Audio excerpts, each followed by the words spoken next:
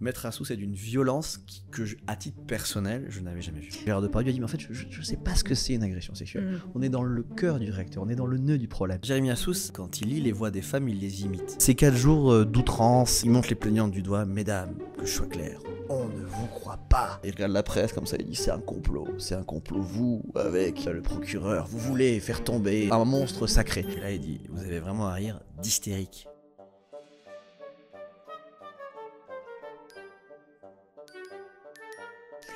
Salut Paul Larouturou. Salut Julia Laini. Je suis ravie de t'accueillir dans ce podcast. Pour moi, tu es un des journalistes qui est vraiment sur le devant de la scène en ce moment, que je suis énormément, qui fait beaucoup de formats sur les réseaux sociaux, en télé, etc. Et je suis super contente de te recevoir. C'est réciproque, on a beaucoup d'amis en commun, il était temps qu'on se rencontre, merci de l'invitation. Tout à fait, on s'est vu quelques fois. Oui, on s'est croisés, voilà. Mais on s'est jamais vraiment parlé. Tout à fait, là c'est la première fois. Avant d'oublier, sur de la matinale, je dois te passer le bonjour de Karim Benani. Arrête. Je transmets, après j'ai oublié, donc c'est transmis. C'est il te passe le bonjour, c'est mon pote, il t'embrasse. J'adore, c'est transmis. Je l'aime trop.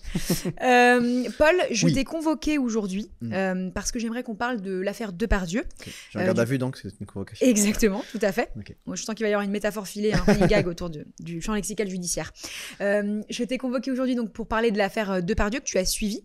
Il y a eu donc 4 jours de procès. Ouais. C'est un procès qui aurait dû durer quelques heures et qui a duré 4 jours. Oui. On va en parler, on va comprendre pourquoi. J'aimerais qu'on décortique un petit peu tous les coulisses. D'abord, en présentation, j'aimerais que tu te présentes succinctement pour que les gens qui ne te connaissent pas comprennent qui tu es. Je m'appelle Paul Larouturou, je suis né à Bayonne le 14 octobre 86, après je vais accélérer parce que ça va devenir pénible. Et donc voilà, donc j'ai la chance d'être un des reporters de la matinale de Bruce Toussaint, tous les matins sur TF1. Avant ça, j'étais à LCI, un peu aux réseaux sociaux de TF1 Info. Avant ça, j'ai passé 5 ans à Quotidien et 2 ans au Petit Journal. Et je suis reporter politique, mais je considère que tout est politique. Genre là, Depardieu, on est dans la culture, on est dans le sociétal, mais en fait, c'est politique. Et donc, je sais pas si c'est assez succinct pour toi. C'est très succinct. Okay. Et c'est la succinctivité que la je recherchais. Tout à fait. Je vais essayer d'être succinctif. Est-ce que, Paul, s'il te plaît, tu peux nous rappeler les faits? Pourquoi Depardieu a été mis en examen et qu'est-ce que c'est que ce procès? Alors, déjà, je vais pas vous refaire toute la vie de Depardieu. Là-dessus, je vous renvoie à un formidable livre de mon ami Raphaël Baquet, qui a vraiment écrit la bio de cet homme dans toute sa complexité, la star qu'il a été. Avec de mémoire, c'est avec Samuel Blumenfeld. Évidemment, je n'ai pas la référence, ça aurait été trop malin. Je crois que c'est une histoire française, enfin, on retrouvera ça à l'air de rien. Mais vraiment, le bouquin est magistral parce qu'il raconte la complexité de l'homme. Et donc, cette affaire, c'est sur le film de Jean Becker qui s'appelle Les Volets Verts en 2021. Il y a 2 plaignantes. Il y en a une qui est décoratrice et l'autre qui est assistante réalisatrice de mémoire. J'espère ne pas dire de bêtises. La première se prénomme Amélie. La deuxième, c'est un prénom d'emprunt. Elle ne veut pas qu'on donne son nom, donc je n'utiliserai pas de pseudo parce que c'est un faux. Mon portable est tombé, on continue l'air de rien. C'est pas grave. J'ai un deuxième portable, on continue. Donc voilà, et donc ces 2 femmes se plaignent d'agression sexuelle et racontent que lors de ce tournage du film de Jean Becker, Les Volets Verts, Gérard Depardieu aurait été, j'emploie un conditionnel parce que on n'a pas encore le verdict, on n'a pas encore le jugement de ce procès, aurait été assis sur son cube et aurait gros cube, qui a beaucoup été dans le procès, on en reparlera. Un très gros cube. Un très gros cube. Et aurait agressé sexuellement ces 2 femmes, en mettant notamment des mains aux fesses. Et donc effectivement, tu commences en disant l'essentiel, c'est la grande victoire de maître Jérémy Assous, l'avocat de Gérard Depardieu. C'est un procès qui aurait pu durer quelques heures et qui a duré 4 jours, et dont on ne sait pas encore, on connaît le réquisitoire du parquet, mais on ne sait pas à quoi Gérard Depardieu est condamné. Absolument. Merci beaucoup d'avoir rappelé toute cette affaire. Pour rappel, le parquet de Paris a requis 18 mois de prison avec sursis, 20 000 euros d'amende, obligation de soins, 2 ans d'inéligibilité et inscription au fichier des délinquants sexuels contre Gérard Depardieu. Oui. Voilà. Et donc on sera début mai. Exactement. Donc le verdict sera début mai. Tu as dit dans un certain nombre de médias, puisque tu as couvert cette affaire, que c'était le procès de la masculinité toxique. Pourquoi ? En fait, ça dit énormément de choses. J'ai dit ça à Quotidien, peut-être de façon un peu succincte, et je suis content d'avoir le temps de développer aussi chez toi. La masculinité toxique, parce que ça dit quelque chose. Il y a à la fois un truc générationnel, on parle d'un homme qui a 76 ans, et moi qui en ai 36, et je suis pas du tout donneur de leçons, et encore une fois, je suis un homme, et donc j'essaie moi-même de faire très attention à ce que je fais, ce que je vis, ce que je dis, tout ça. Néanmoins, là, et on parlera après si tu le souhaites de Dominique Besnéard aussi, l'agent qui a été auditionné par l'Assemblée nationale, on comprend que c'est à la fois une façon d'être profondément virile, tendance agresseur en réalité, ce qu'on appelait avant une drague lourde, aujourd'hui ça s'appelle de l'agression sexuelle. Donc les mots ont changé. Et il y a eu un moment très intéressant dans le procès où Gérard Depardieu a dit mais en fait je ne sais pas ce que c'est une agression sexuelle. On est dans le cœur du réacteur, on est dans le nœud du problème. Et il y a vraiment une très grande part de sincérité. On est sur un des plus grands acteurs, peut-être le plus grand acteur de sa génération. Donc à un procès on joue tous des rôles. Donc, mais je pense qu'il est sincère à ce moment-là, très sincèrement, pour l'avoir observé attentivement pendant 4 jours. Il ne sait pas ce que c'est une agression sexuelle. C'est quand même fou. Et pourquoi la masculinité toxique ? Parce que on sent que ce qui a fait à la fois son succès au moment des valseuses, on n'est pas bien là, décontracté du gland, etc. Toutes ces choses-là et le fait qu'il était un homme à femme et qu'il ait eu beaucoup de conquêtes, il y a un moment donné où ça s'est transformé en impunité, parce que c'était le plus grand acteur et que tout le monde rêvait de tourner avec lui. Et aussi, il s'est créé un personnage fait de... On parlera de Fanny Ardant aussi, si tu le veux, après. Extraordinaire, sa déposition. Mais raconte merveilleusement ce volcan. Cet homme qui est à la fois capable des plus grandes subtilités de la poésie, un grand collectionneur d'art contemporain, et aussi vraiment un homme massif, lourd, qui a des réflexions atroces, mais vraiment, pas seulement sexuelles. Un homme dans l'outrance. Et donc c'était à la fois le procès d'un homme, et je pense aussi de ce qu'il incarne, à savoir le MeToo dans le cinéma, encore une fois cette histoire générationnelle, et aussi vraiment des hommes, nous les hommes, on doit vraiment se remettre en question dans notre façon d'essayer de draguer les femmes. Je pense que c'est vraiment ça l'histoire. Toi, tu avais quel rapport à ce procès ? C'est-à-dire, comment tu l'as vécu ? Est-ce que tu étais dans la salle ? Est-ce que tu étais à l'extérieur ? J'ai vu que tu avais évidemment interviewé plein de gens qui sortaient, qui rentraient. Raconte un petit peu ton expérience, toi, de ce procès. Alors, ce qui est intéressant, c'est que je n'ai pas pu être tous les jours dans la salle, parce qu'il y avait tellement de monde qu'on a fait un roulement des journalistes. Et donc, j'ai vraiment passé 4 jours au tribunal à faire ce qu'on appelle les entrées et sorties de la salle.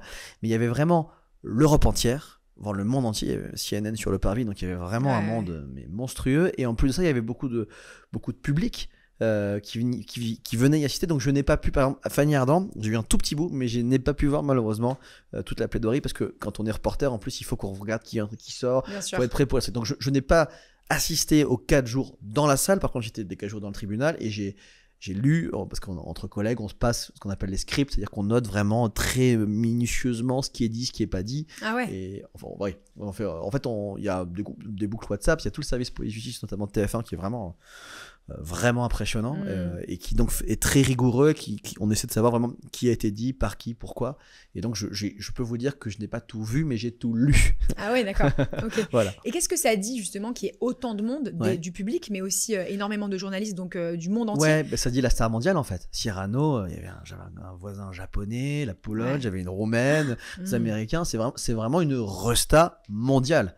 Et c'est en ce sens-là aussi. Tu sais, ça m'a un peu fait penser au viol de Mazan. Je fais évidemment aucun parallèle entre Dominique Pellicot et Gérard Depardieu. Néanmoins, ça dit aussi quelque chose de la France dans le monde. Le monde observe la France à travers qu'est-ce que ça dit des viols de Mazan et que dit Gérard Depardieu. De nous, la France. Ça dit vraiment. Enfin, il y avait vraiment beaucoup de confrères du monde entier. J'aimerais qu'on se concentre sur l'avocat de la défense, donc Jérémy Assous, qui a vraiment, qui a fait beaucoup parler, beaucoup couler d'encre là pendant ce procès, de par son attitude, la manière dont il avait de s'adresser aux journalistes, au public, aux plaignantes, aux procureurs, aux juges. En fait, son attitude a été vraiment très remarquée, pas forcément dans le bon sens. Moi, je tenais vraiment. Voilà, exactement. Je crois que c'est important d'en parler parce que ça dit aussi beaucoup des violences faites aux femmes, le comportement de cet homme-là pendant ce procès. Alors, évidemment, dans la justice française et dans le droit français, le droit de la défense est extrêmement libre et on peut utiliser plein de stratégies, même des stratégies assez douteuses pour défendre son client. Mais j'aimerais quand même qu'on décrive un petit peu sa stratégie. Donc, Jérémy Assous, avocat. Gérard Depardieu a dit qu'il avait un super avocat. Ouais, il m'a dit à la fin, à la fin quand il est sorti, il maître Gérard Depardieu, il dit j'ai un très bon avocat. Donc il était très content de son avocat. Il est, il a dit même qu'il était très fort.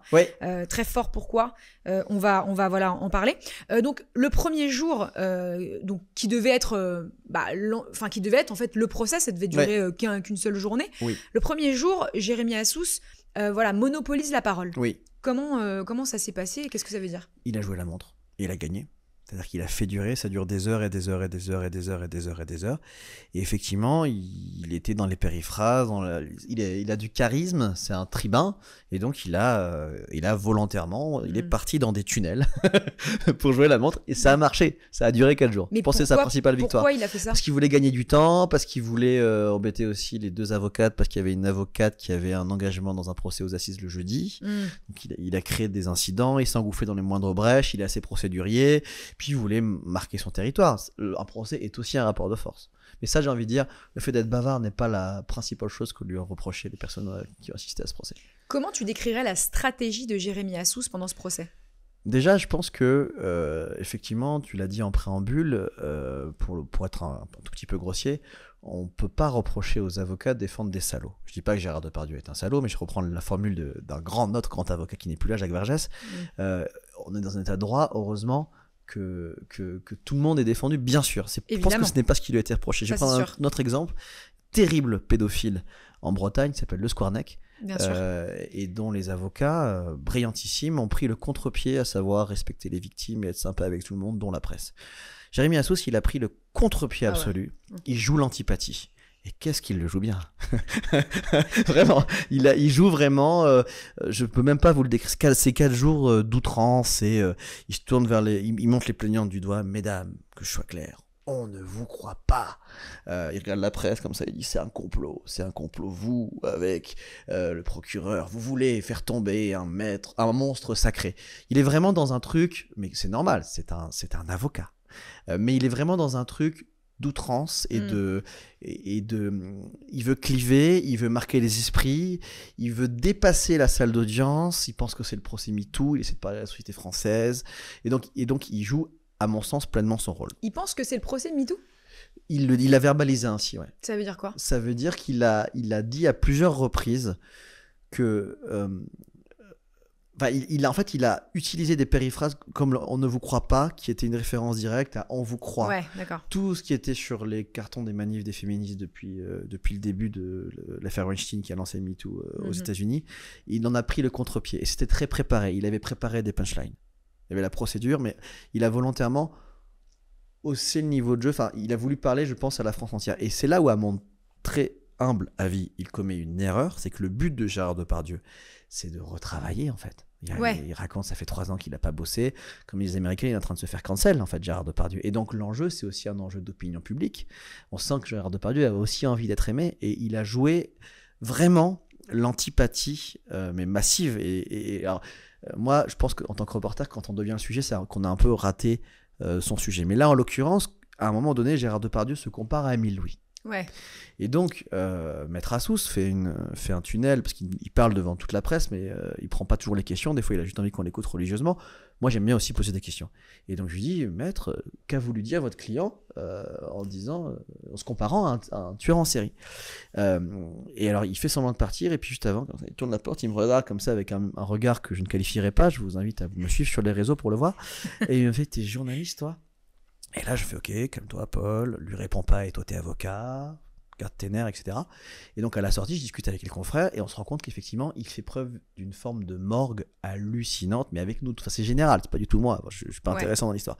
Et donc, je lui demande, quand il ressort, quelques minutes plus tard, est-ce que votre morgue fait partie de votre stratégie de défense? Et il me dévisage, et il me dit, t'es qui? Enfin, voilà, donc je me présente, etc. Et Louis Amar, mon confrère, fait une reprise de volée, parce que j'aurais été très seul sans lui, donc je le remercie, en disant, mais pourquoi vous répondez pas à notre confrère? Vous avez quand même été particulièrement violent avec les plaignants. Tu vois, pas du tout. Bon.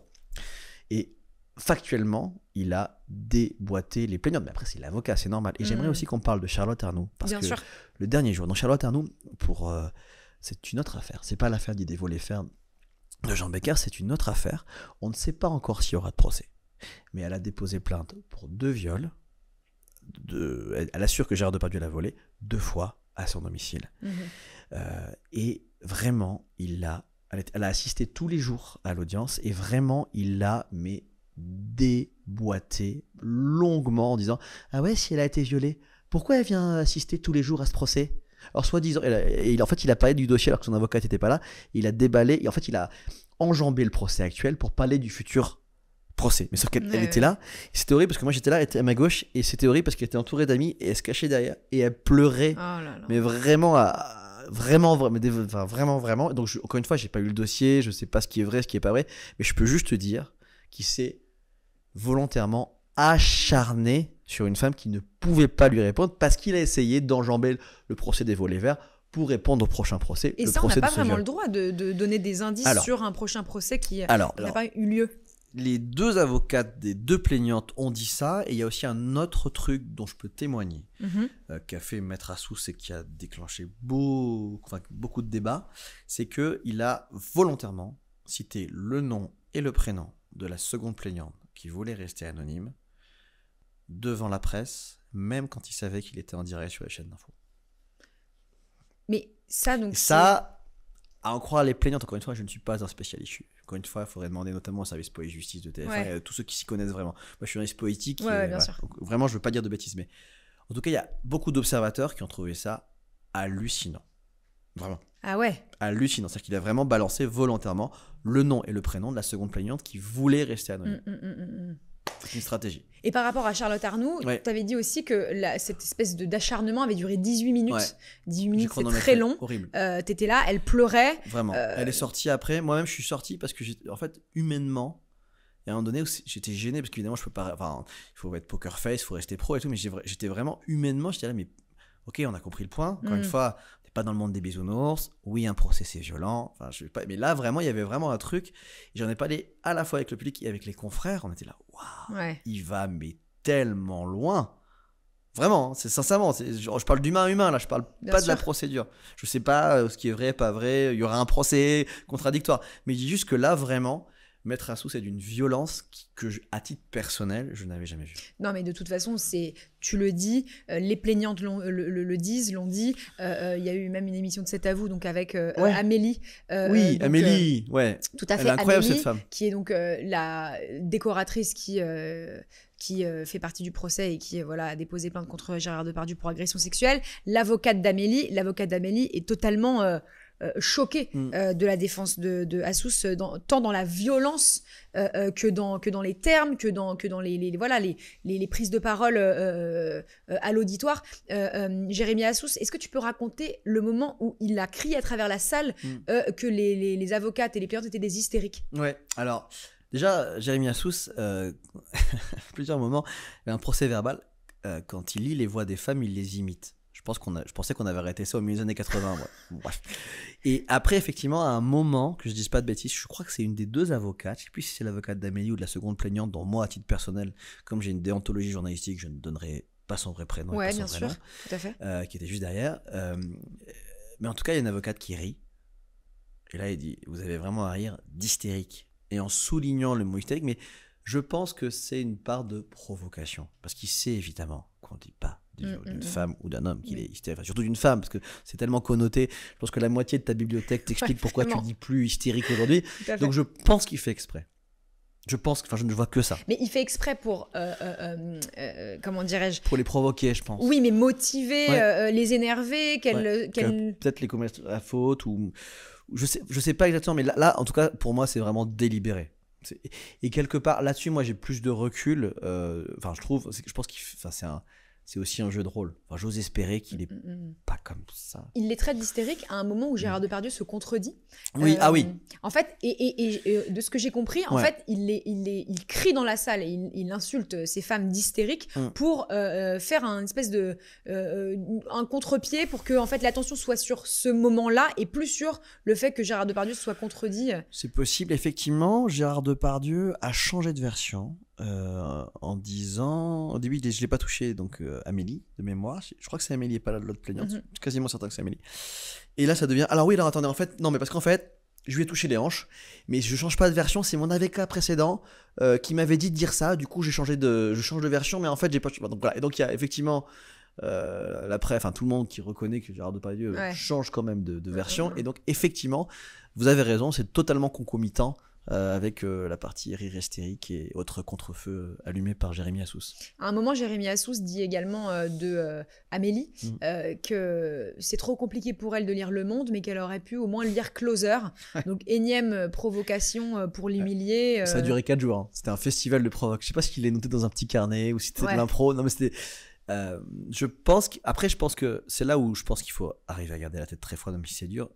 Une fois qu'il est dans son rôle, il a joué à fond, quoi. Et donc il a fait tout ce qu'il pouvait pour essayer de les titiller, de les énerver, de les faire perdre leurs moyens. Et Depardieu, comment tu l'as trouvé? Comment il était? Quel était son comportement? Alors déjà, ça nous fait tous une émotion de voir Gérard Depardieu, parce qu'on a quand même tous vu un film avec lui, et donc il a vraiment... il a un visage unique au monde, quoi. Donc il y a un truc, et effectivement, j'ai mieux compris... on connaît tous des gens vraiment, quand ils rentrent dans une pièce, ils sont dans la pièce. Lui, c'est puissance 10 000. On l'a tous trouvé extrêmement entouré. C'est-à-dire qu'il arrive, déjà, pour reprendre une vilaine expression médicale, il est en surmorbidité morbide. Non, ça veut rien dire. En surpoids morbide. Bref, il est très enrobé. Surobésité morbide. Ouais. Oui, il est extrêmement imposant. Voilà, donc il est extrêmement... je crois qu'il a des problèmes au genou. Bref, peu importe. Toujours est-il que quand il arrive, il s'appuie sur son garde du corps. Il est très entouré. Très, très entouré. Il y avait du monde avec lui. Il y avait Vincent Pérez. Il y avait sa fille qui, le premier jour, portait un magnifique sweat à capuche avec les mots « fuck you » écrits partout dessus. Et puis, on va peut-être en parler après. Il y avait aussi Fanny Ardant qui a fait une déposition... magistrale, quoi, qui nous a tous fait réfléchir, et puis avec la voix de Fanny Ardant, c'était Fanny Ardant qui à la fin donc fait sa déposition, et à la fin il se lève et elle l'embrasse sur les 2 joues. Et pour répondre à ta question, Gérard Depardieu, toujours tout en noir, costume très élégant, noir, massif, il était de dos, premier rang, donc il était sur un cube, un gros cube. Un cube, un siège, quoi. Ouais, parce qu'en fait, il dit qu'il rentre pas sur les sièges comme toi, là, parce qu'il est imposant, et donc il dit qu'il est bien sur un cube, et justement le procédé volet vert, les faits se sont produits sur un cube. Donc il a passé ce cube d'ailleurs en particulier. Qui est en partie C'est-à-dire qu'il a dédicacé. ramené son propre siège sur lequel il était assis lorsqu'il a commis les agressions sexuelles sur Amélie. Il aurait, gardant conditionnel, il a pas été il n'y a pas jugé. eu encore le verdict. Tout à fait, t'as raison. Et il a ramené ce cube-là. Ouais. Et ça veut dire quoi? Ça a ramené le siège sur lequel il aurait commis effectivement après, ces c'était à la fois pour la reconstitution, et puis je crois qu'il est comme ça. Et juste, il y a un truc qui nous a marqué. Donc, tu sais, il est vraiment au premier rang tout le long. Même quand il est à la barre, il est un peu assis. Et en fait, ce qui était impressionnant, c'est qu'il regardait silencieusement, très posé. C'est un Depardieu vraiment très introspectif, pas du tout volcanique. Et à certains moments, il se retournait comme ça, il regardait les 2 plaignantes, ou il se retournait vers nous, et vraiment il y a plusieurs moments, il m'a vraiment dévisagé, quoi. Enfin, il regardait les gens, et c'était pas du tout menaçant, c'était pas du tout un truc d'intimidation, mais il a vraiment un regard intense, et j'ai senti aussi, je sais pas si je peux le dire, enfin je dis ce que j'essaie de tout dire, là en tout cas il émanait une forme de douceur. Tu vois, il y avait un truc très massif, mais très smooth, très doux, et je peux aussi témoigner qu'il a attentivement écouté tout le monde, dont la plaignante. Il a écouté 4 jours. Ses seules déclarations ont été donc j'ai un super avocat, et à la fin, un journaliste lui demande son sentiment, son émotion sur le moment, et il dit je suis très fatigué de vous. Et de vivre, non, de vous et de vivre, non, je sais plus ce qu'il dit. J'étais là aussi au premier procès qui n'a pas eu lieu, enfin où il n'était pas là pour des raisons de santé. Donc là, ils avaient négocié qu'il ait droit à une collation parce qu'on peut pas manger, que le procès pouvait pas durer, je crois, plus de 6 heures. Il avait ses toilettes privatives, donc il avait quand même des conditions particulières, des petits privilèges quand même liés à son état de santé. D'accord. Voilà. Mais du coup, oui, on a senti à certains moments que c'était long pour lui. Après, c'était un peu long pour tout le monde. C'est quand même très long, hein, les journées dans un tribunal. Et puis en plus, les plaignants, il y a une grosse charge émotive. Et donc, c'est vrai que c'est fatigant pour tout le monde. Et lui, oui, clairement, en fin de journée, il tirait la langue. On va parler de Fanny Ardant. Raconte, en fait, sa prise de parole. Elle arrive, elle est amie avec Gérard Depardieu depuis toujours, etc. Et donc, elle a voulu témoigner son empathie qu'elle avait pour lui et le décrire mi-homme, mi-monstre, mais toujours dans cette espèce de flou. C'était vraiment, allez, j'ose le dire, le moment le plus fort. Parce que déjà, Fanny Ardant, c'est une voix, quoi. Inimitable, elle a une voix incroyable. je suis très déçu parce qu'elle nous a pas parlé. On l'a pas eu. Mais elle a commencé en disant qu'elle avait beaucoup hésité à témoigner quand elle avait reçu la convocation parce que c'est une prise de risque, elle avait peur d'être là. Après, le plus important, elle a dit qu'elle n'avait jamais assisté, elle, alors qu'elle était amie avec lui depuis 50 ans, à la moindre agression sexuelle, qu'elle avait vue, pour reprendre son expression, comme un volcan, dire des horreurs, ça oui, mais elle dit je ne l'ai jamais vu agresser, qui est, si on devait retenir une phrase, évidemment, les avocats, c'est ce qu'ils voulaient qu'elle dise, elle l'a dit. Et après, ouais, elle a vraiment merveilleusement dépeint, en clair-obscur, en noir et blanc, un génie, un monstre. Et c'était vraiment d'une subtilité, à la fois d'une amitié, mais vraiment, c'était un truc très beau et plein d'amour, et en même temps une façon de dire, c'est vrai qu'il est unique, quoi, dans tous les sens du terme. Et après elle l'embrasse et à la fin il se lève, et donc devant tout le monde, c'est du cinéma ou du théâtre, elle l'embrasse sur les deux joues, et il y a Depardieu et Fanny Ardant qui s'embrassent, donc il y avait un truc très à la fois humain, et puis clairement c'était une représentation. Et en tout cas, ça a été le principal témoin de sa défense. Il y en a eu d'autres, hein. Il y en a eu d'autres, son garde du corps. Il y a eu d'autres personnes qui ont été, qui ont dédouané, qui ont voulu, en tout cas, dédouaner Gérard Depardieu. Mais évidemment, quand Fanny Ardant est là, eh ben, on l'écoute. Et comment ça se passe quand les plaignantes passent à la barre? Est-ce qu'il y a une émotion particulière dans la salle? Quelle est lui, son émotion? Depardieu, il est attentif, donc il est sur sa gauche, les deux plaignants sont à la barre comme ça, donc il est là comme ça, elles sont là, il les regarde, et c'est surtout Jérémy Assous qui fait du bruit, quoi, qui leur parle, qui dit oui, qui dit non, mais Depardieu, lui, était clairement dans la passivité. Il a parlé, il y a eu sa déposition évidemment, qui était, je crois, le 2e jour, peut-être le mercredi matin, faudrait vérifier les dates, et surtout à la fin, Depardieu, il a eu le mot de la fin, où il a dit « J'ai pris une leçon avec vous ». On dirait que c'est un film de science-fiction, mais c'est un vrai film, ça pourrait m'inspirer. Ce que certains ont considéré comme une provocation et d'autres comme une introspection. Je laisse chacun libre. Voilà. Et donc il n'a pas su décrire ce que c'était qu'une agression sexuelle. Non, ouais. Comment? Alors, est-ce que c'est quand même un gros trou dans la raquette. C'est un gros trou dans la raquette de Maître Assous, parce que franchement, si on doit apprendre à son client. C'est vraiment un trou dans la raquette, ou c'est aussi une stratégie un peu pour, encore une fois, rendre tout ça assez flou? C'est à la fin d'une longue journée. Moi, j'ai plutôt senti la boulette ou la fatigue ou le mec qui s'emberle les ficottes et qui sait plus trop quoi dire que je vais faire semblant de pas savoir que c'est une agression sexuelle. C'était dans le flot d'une conversation où il assumait dire des horreurs, mais qu'il assurait ne jamais avoir violenté de femme. Voilà. Après, est-ce qu'on peut faire une petite parenthèse?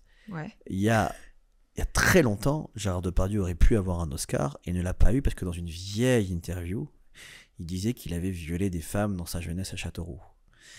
Donc, il y a quand même, avec cet homme, un passif, notamment dans sa jeunesse à Châteauroux, du temps où il était notamment ami avec un certain Michel Denisot. Enfin, toute cette période, il y a très très longtemps, mais en tout cas, au début de sa vie, il a déclaré à la presse qu'il avait pu, dans sa prime jeunesse, avoir des propos, enfin même des comportements absolument inadmissibles avec certaines femmes. Ensuite, il l'a retiré, etc. Mais en tout cas, il a été volontairement assez évasif sur le tout début de sa vie. Voilà. Et évidemment, Maître Assous aussi. Ta consoeur Cécile Olivier, journaliste qu'on salue d'ailleurs. Pour elle. On salue toute la rédaction de Elle. Tout à fait, qui couvre beaucoup d'affaires de violences sexuelles, etc. A dit on s'est parfois senti comme dans une cour d'assises avec un meurtre très complexe où on demandait des reconstitutions. Parce qu'il fallait montrer exactement comment, dans cet appartement de tournage où cette agression sexuelle ces agressions sexuelles se sont passées, il fallait reconstituer un peu les couloirs, les pièces, les trucs. Et ça a été très long, apparemment. C'était interminable. Mais qui a demandé à Alors ce en que fait, ce soit il y a si eu long? Maître Assous, après il y a le procureur aussi. Alors on est parti dans des tunnels de taille exacte du couloir. Est-ce qu'ils peuvent se croiser, pas se croiser? Et si je suis là, est-ce que le témoin voit ça? Franchement, c'était interminable. J'ai l'impression que je pourrais vous décrire la pièce, mais centimètre carré par centimètre carré.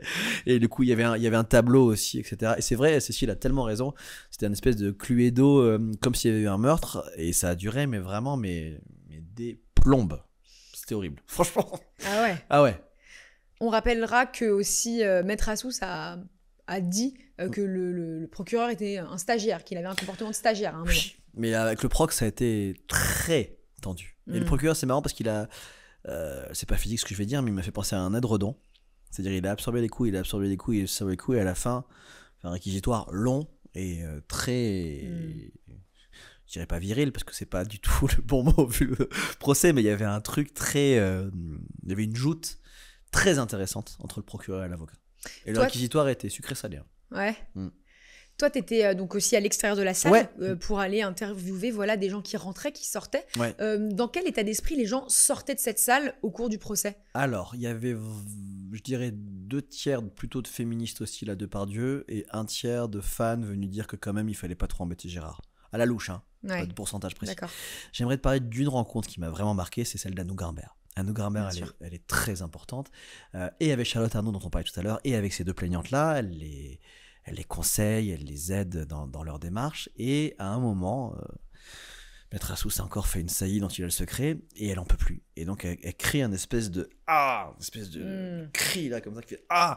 Et donc, il y a un huissier, très gentiment, qui vient dire « Je suis désolé, madame, vous savez très bien qu'on ne peut faire aucun bruit dans une salle, vous devez être silencieuse, donc je vais vous demander de quitter la salle. » Et donc elle sort et je la vois tourner, je crois que ça s'appelle la salle des pas perdus, je la vois tourner comme ça sur elle-même, bouillonner, et je lui dis vous êtes triste? Je suis pas triste, je suis en colère. Et elle vient, et là vraiment, je le fais jamais ça, mais là j'ai vraiment 7 minutes 30 d'interview que j'ai mis en ligne sur mes réseaux sociaux, bien sûr. sans aucune coupe, et même ces silences, je les ai pas coupés, parce qu'il y a vraiment un truc. Donc elle dit, j'ai juste dit ah, et elle raconte pourquoi elle a crié ah, et pourquoi c'est plus possible, et pourquoi ça incarne un système selon elle, et c'est un espèce de cri du cœur, et j'ai trouvé vraiment cette femme d'une subtilité. Par exemple, on parlait de Fanny Ardant, elle dit je comprends tout à fait qu'on puisse être amis, et donc j'ai trouvé vraiment que cette actrice qui connaît bien ce milieu-là et qui a vécu elle-même des choses très dures, je vous incite à aller voir ce témoignage,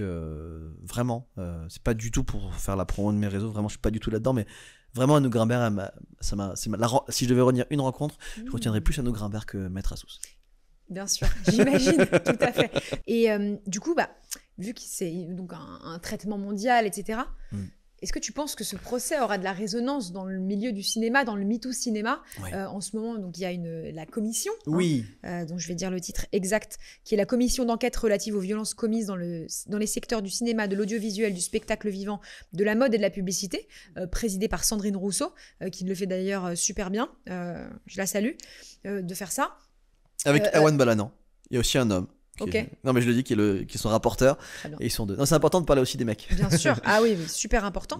D'ailleurs, je veux dire, les commentaires de ce procès de Depardieu ne sont pas, les hommes prennent aussi, la défense des femmes, etc. Donc justement, ça dit beaucoup de choses. Est-ce que tu penses que ça va avoir une répercussion dans le milieu du cinéma? Énorme. Je pense, j'ai vraiment le sentiment, je suis pas un spécialiste, mais je m'intéresse beaucoup à cette question-là. J'ai vraiment le sentiment que ça y est, on est dans le MeToo cinéma. Ok. Ah, tu penses qu'on n'y était pas Je pense que Judith Godrèche a aussi vraiment beaucoup ouvert la voie. J'étais aussi au procès d'Adèle Haenel, bien sûr, mais là avec Depardieu. Et j'aimerais te parler, tu parles de cette commission, il y a eu un moment qui forcément est passé hors des radars parce qu'ils l'ont voulu et ils l'ont obtenu. J'aimerais te parler de l'audition des stars du cinéma français. J'ai nommé Jean Dujardin, Gilles Lelouch, Jean-Paul Rouve, Pio Marmaille et Yves Moquin. Ah non, et Pierre Ninet, mais Pierre Ninet n'était pas là le jour-là, il a obtenu de faire ça le jeudi. Et donc, dans le plus grand secret, les plus grands secrets non, parce que évidemment, c'était lors d'une commission, et donc ils étaient à l'Assemblée nationale, mais en tout cas, c'était à huis clos, ils ont demandé et obtenu qu'il n'y ait pas une photo. T'imagines, t'as quand même 5 les plus grandes rostas du cinéma français qui demandent qu'il n'y ait pas une photo d'eux, alors qu'ils parlent pendant 1h50 de façon passionnante. Mais vraiment, vraiment, je vous incite à aller sur le site de l'Assemblée nationale et à lire le compte-rendu. Ah ouais. Vraiment, je vous ai fait une petite synthèse dans la matinale Bonjour, mais allez directement à la source, allez lire l'heure 50 de compte rendu, et notamment de Jean Dujardin, de Gilles Lelouch qui raconte quand lui était jeune à un moment, il y a une réalisatrice qui le touchait, il savait pas comment faire. C'est intéressant aussi cette parole-là. Jean Dujardin qui disait au début j'étais contre le mouvement MeToo, je trouvais que ça allait trop loin, et puis en fait c'est bien qu'ils aient fait ça. Enfin voilà, donc c'est une parole, je caricature. Il faut aller lire ces dépositions. Je trouve que c'est tellement dommage qu'ils aient refusé une photo. J'ai croisé Gilles Lelouch devant l'Assemblée où j'ai demandé une interview, il m'a dit oui je reviens, il est jamais revenu. Jamais revenu. Je sais que j'ai des confrères qui ont essayé de les avoir en plateau, soit séparément soit ensemble. Peur D'ailleurs, ils disent dans la déposition, ils ont peur que ce soit mal interprété, chopé sur les réseaux, juste une phrase, bad buzz, machin. Ouais, bien sûr. Je comprends la peur, mais c'est tellement important, et surtout leur parole, elle est tellement, vraiment, Jean Dujardin, il est passionnant quand il en parle. Oui. On sent qu'ils y ont réfléchi. Et donc cette commission, elle est géniale parce qu'effectivement, tout le monde se met autour d'une table et en parle. Pierre Ninet donc a obtenu d'être tout seul. Voilà. Ensuite, je tiens à dire qu'ils ont eu 4 jours pour valider le procès verbal. Ils auraient pu modifier. Je sais de sources sûres, ils n'ont pas modifié une virgule. Il faut le dire. Ouais, ils n'ont pas modifié une virgule. Ouais. Et puis j'aimerais parler aussi, tu parles de cette commission, de Dominique Besnéard.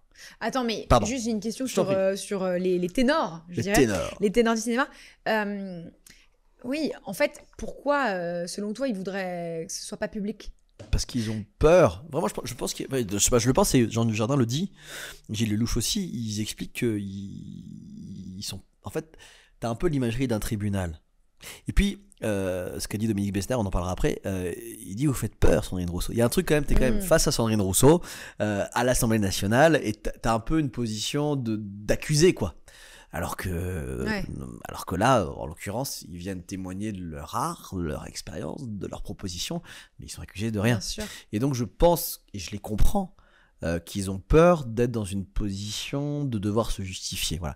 Après, ils ont tous dit, dans cette déposition, voilà, lapsus révélateur, j'ai dit déposition, non, d'aucune façon une déposition, dans cette audition, ils ont tous dit qu'avec le recul, ils pensaient avoir été parfois bien lourds avec les meufs. Ils le disent. Oui, mais ça c'est des phrases, je trouve, qu'on a besoin aussi d'entendre. Bien sûr. Dans tout ce MeToo, que ce soit cinéma, je veux dire dans l'art, dans la culture, dans l'audiovisuel et même ailleurs, on a besoin d'entendre voilà j'allais dire des positions aussi, pardon, des déclarations d'hommes qui disent voilà, c'est vrai, peut-être qu'à des moments j'ai eu des comportements qui pouvaient friser ou frôler voilà, de la lourdeur ou même plus grave, mais je me rends compte aujourd'hui, en fait on a besoin d'entendre ça. Bien sûr, et c'est pour ça que je trouve vraiment que c'était pas l'endroit effectivement pour le rendre public. Alors ouais, au moins, tu vois, une petite en vrai, je vous dis une photo, tu vois, ils sont là 1h50, fais une photo, marque le truc, marque l'histoire. Franchement, je te parle en tant que journaliste et citoyen et homme. Je me dis, vous êtes là, vous parlez 1h50, pourquoi vous faites au moins une photo, tu vois? Ok, parce que filmer, effectivement, dès que t'as des images qui bougent, effectivement, ça te prend. On est dans une ère de l'image, évidemment, c'est différent. Mais vraiment, cette audition, elle est passionnante et je trouve dommage qu'elle soit un peu passée hors des radars. Ouais, et c'est vrai qu'une photo aurait même capté toute l'attention. Mais grave. Et ça aurait envoyé un super message. Mais en tout cas, ils peuvent le faire. Je veux dire, quand ils veulent. Hein, ça, et Jean-Paul Rouve, à la sortie, je lui ai demandé une déclaration et il a imité les ch'tis. Qu'est-ce que tu veux, toi? Donc il a fait les voix. Je me dis, non, mais c'est important. Et il est parti sur son vélo, je le vois. Mais je dis, mais non, mais partez pas sur votre vélo. On veut que vous nous racontiez. Ouais. Et voilà. Donc si j'utilise ton merveilleux podcast, si il souhaite parler. Et tu sais quoi, on fait une coprod. Bah, avec plaisir. On fait une conversation avant la fin du monde. Avec grand plaisir. Bonjour. Ah ouais, vraiment. Et on récolte leurs paroles. Vraiment. Totalement en mode posé. Mais bien sûr. Ce serait trop l'endroit. On le fait tous les deux. Sympa. On les reçoit, on est sympa. Et ça pas trop. Voilà. On est là pour poser des vraies questions. Tout à fait, bien sûr. Mais je veux dire, on les met à l'aise pour que en longueur. On discute tout à fait en détail. Allez. Avec plaisir. J'espère qu'ils nous écoutent.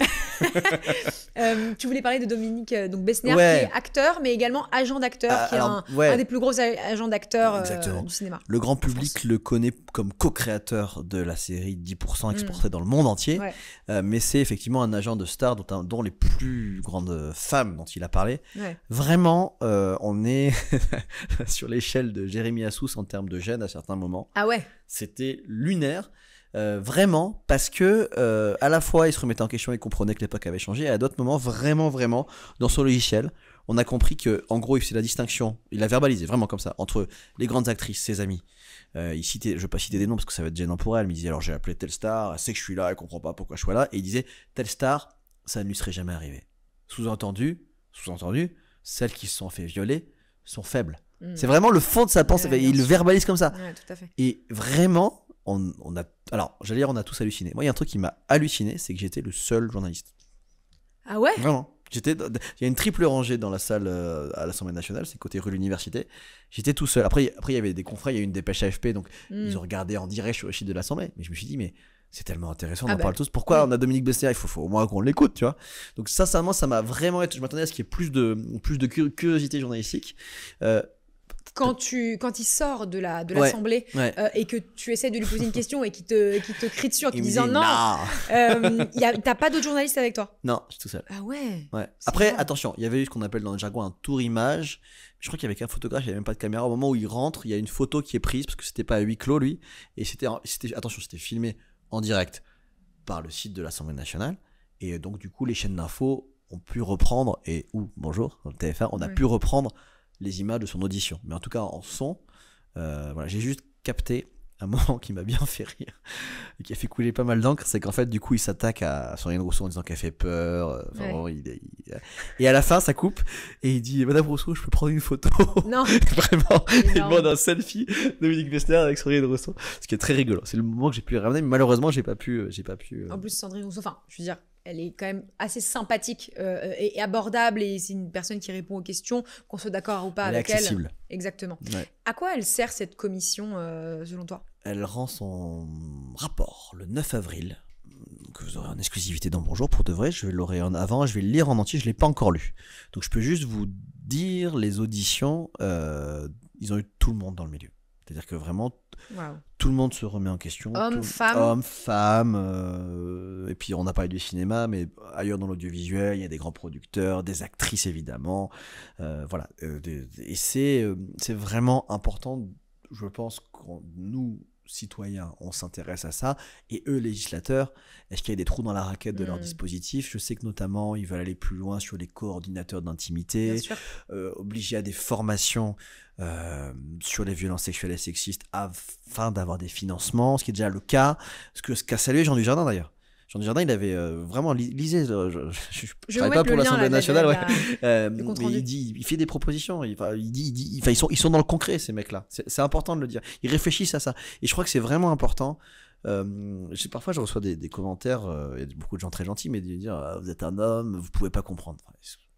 Si, je suis un homme et j'essaie vraiment de comprendre. Et là, vraiment, il y a des acteurs ou des producteurs ou des députés qui essayent de comprendre. Je crois que c'est vraiment important de le dire. Il y a souvent des commentaires qu'on peut entendre qui sont pourquoi on met la lumière sur effectivement les violences sexuelles qui se passent dans le cinéma. Bien sûr. D'abord, la réponse pour moi elle est assez évidente. D'abord, MeToo a commencé parce que effectivement il y a eu ces affaires autour de Harvey Weinstein, etc. Pardon de te couper. J'ai un flash. Besnéard, il dit ça va, moi j'ai vu des femmes aller dans la chambre de Weinstein et d'autres pour réussir. J'ai entendu ça. Mais vraiment.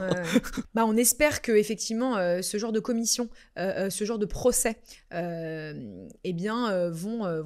mettre à jour et balayer une époque où c'était quasiment admis, presque légal finalement, tous ces abus, toutes ces violences, et on espère vraiment ça. Toi, tu vas continuer à couvrir, j'imagine, des procès, des commissions liées aux violences sexuelles. Bien sûr, encore une fois, le rapport, je le lirai vraiment dans le détail. J'essaierai d'en faire un reportage synthétique en 3 minutes dans Bonjour et sur mes réseaux. Et après, il faudra voir, encore une fois, Depardieu, on n'a pas encore le verdict, le jugement, donc il faut attendre, c'est le 11 mai, je crois, 11 ou 13 mai, j'ai un trou, disons début mai. C'est début mai. C'est début mai, et oui, c'est important. Et puis la suite, il y a Depardieu qui va retourner. C'est ça, lui c'est ce qu'il a dit en sortant effectivement du procès à la fin. Il a dit si on ose me redonner des rôles, je m'inspirerai de ce qui s'est passé pendant ce procès pour nourrir mes personnages, quoi. Exactement. Les procureurs, les avocats, les témoins, etc. L'histoire nous le dira. Exactement. Moi, je voudrais saluer en tout cas les plaignantes. Il y a eu une excellente émission faite par Mediapart où il y a 11 femmes qui ont parlé. Pardon. Excuse-moi de te couper. J'arrête pas de te couper, c'est très Tu me fais penser à un truc. Marine Turki, Mediapart, a fait un boulot extraordinaire. Jérémy Assous l'a déboîté pendant la moitié du procès. Je tiens. Il l'a déboîté nommément. Nommément en disant elle était derrière, elle était incroyable parce qu'elle était sur son ordinateur.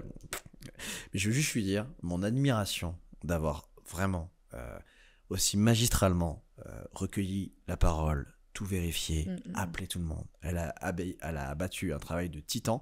C'est en grande partie grâce à elle qu'on parle de ça, en très grande partie, très très grande partie. Donc je veux juste lui dire mon respect, sincèrement, bravo Marine. Je partage tes mots. Je lui avais envoyé un petit message sur Instagram pour la recevoir et tout, sur le procès donc, de Christophe Ruggia par rapport à Adèle Haenel. Et elle avait fait un excellent podcast en 4 épisodes sur toute cette affaire. Bon, c'est une des pionnières dans, les révélations et les réceptions de témoignages de paroles. Elle fait un travail exceptionnel. En béton armé. Grave. Hyper rigoureux, donc méga respect. Très inspirante, un jour j'espère la recevoir. D'ailleurs, je pose toujours la question en fin d'émission à mes invités de qui je recevrais, qui je pourrais recevoir dans le podcast. Et je pense que Marine Turki... Ah ouais, ce serait formidable. Mais tu sais quoi, j'ai même envie de te voir face à Depardieu. Vraiment. Ah ouais? Ouais, parle à des mecs. Vraiment. Vraiment, j'adorerais te voir. C'est chaud parce qu'il va sûrement être condamné. Ouais, et alors? Oui, non, mais moi je suis chaud. Moi, franchement, je regrette déjà la conversation à la fin du monde, mais vraiment, Depardieu, je pense que ce serait une affiche de ouf. Et why not? On attend le verdict. Bien sûr. Et puis, une fois qu'on aura le jugement qui sera donné, why not? Merci beaucoup, Paul. Julia. Tu reviens quand tu veux.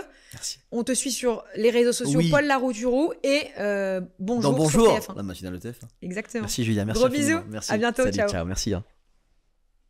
Merci à toutes et à tous d'avoir écouté mon podcast Conversation avant la fin du monde. C'était Julia Layani. Si vous avez kiffé ce podcast, n'hésitez pas à faire plusieurs choses. La première, mettez 5 étoiles. La deuxième, taguez le podcast en story. Bon, ça, vous n'êtes pas vraiment obligé, mais en vrai, ça peut grave m'aider. Enfin bon, t'as compris. Et surtout, abonnez-vous au podcast sur la plateforme que vous utilisez. Et si c'est Spotify, mettez un commentaire. Ou tout simplement, vous m'envoyez un DM sur Instagram, sur le compte Conversation avant la fin du monde ou Julia Layani, pour me faire vos petits retours parce qu'ils sont hyper précieux pour moi. Et surtout, merci à vous tous. Je vous promets de faire de mon mieux pour sortir un épisode toutes les semaines. Bisous love.